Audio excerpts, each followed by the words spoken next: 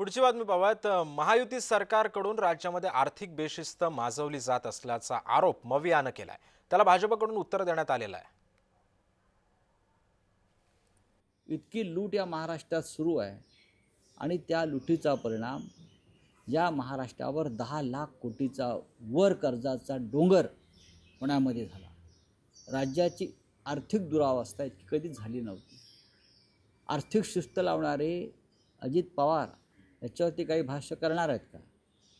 त्यांना आर्थिक शिस्तीची फार काळजी असते, पण स्वतःच्या लोकांना महाराष्ट्र लुटू द्यायचा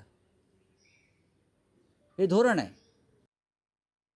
खरं तर ज्यांनी कोविडच्या काळात सर्वसामान्य मराठी माणूस मरत असताना हजारो कोटी रुपयांचे घोटाळे केले, पत्राचाळीमध्ये हजारो मराठी माणसाला बेघर करण्याचं काम केलं, एवढंच काय कामगारासाठी वाटली जाणारी खिचडी देखील सोडली नाही आणि मृतावरच्या टाळूचं लोणी खाण्याचा प्रकार म्हणजे कफनामध्ये देखील घोटाळा केला। डेड बॉडीसाठी असलेल्या बॅगमध्ये ज्यांनी घोटाळा केला त्यांना SRAच्या घोटाळ्यावर बोलायचा अधिकार आहे का? संजय राऊत, तुम्ही 100 दिवस घोटाळ्याच्या आरोपाखाली तुरुंगात होतात, आता देखील तुमची त्याबद्दल निर्दोष सुटका झालेली नाही, अद्याप तुम्ही जामिनावर बाहेर आहात।